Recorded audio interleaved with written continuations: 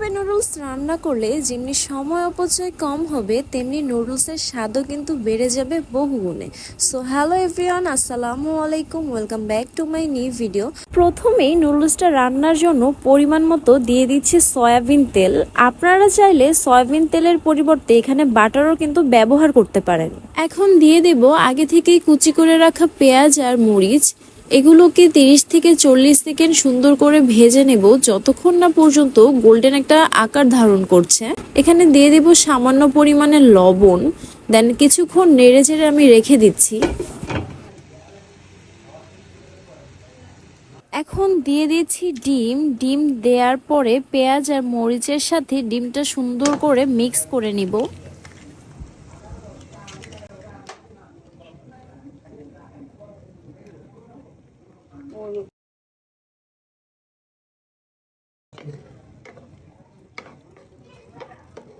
হালকা মিক্স করে নেওয়ার পর দিয়ে দিচ্ছি নুডলসে থাকা মশলাগুলো, দিয়ে এটা সুন্দর করে আবার মিক্স করে নিব।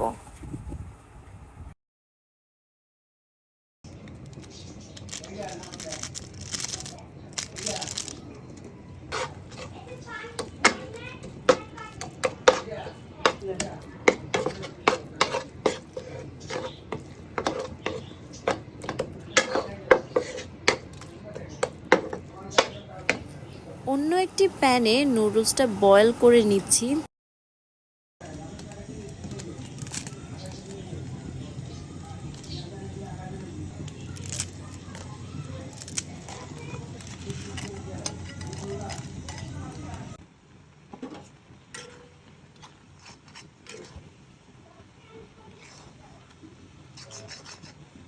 নুডলসটা বয়েল হয়ে যাবার পর আগে থেকে মিক্স করে রাখা ডিমের মিশ্রণের সাথে আমি নুডলসটা মিক্স করে নিচ্ছি, সাথে দিয়ে দিচ্ছি নুডলসে থাকা মশলা। বয়েল করা পানি সহই আমি নুডলসটা নিয়ে নিয়েছি, যার কারণে আমার নুডলসটা দেখতে একটু সফট মনে হচ্ছে। আপনারা চাইলে নুডলসটা কিন্তু সেদ্ধ করে পানিটা ছেঁকে নিতে পারেন, কিন্তু ছেঁকে নেয়ার থেকে পানিটা সহ নুডলসটা রান্না করলে বেশি টেস্ট হয়। আমার নুডলস রান্না কিন্তু প্রায় শেষ। এখন দিয়ে দিচ্ছি সামান্য ধনিয়া পাতা দেওয়ার ফলে কিন্তু নুডলসের টেস্ট আরও বেশি বেড়ে যাবে। নুডলসটা সুন্দরভাবে নেড়ে চেড়ে সব কিছুর সাথে মিক্স করে নিচ্ছি, কারণ রান্নাবান্না কিন্তু প্রায় শেষ। আমার রান্নাবান্না কিন্তু আজকের মতন এখানেই শেষ। আপনারা দেখতেই পাচ্ছেন নুডলসটার কিন্তু সুন্দর একটি কালার চলে এসেছে, আর কিন্তু খুবই ইয়াম্মি হয়েছে, দেখলেই মনে হচ্ছে খেয়ে ফেলি।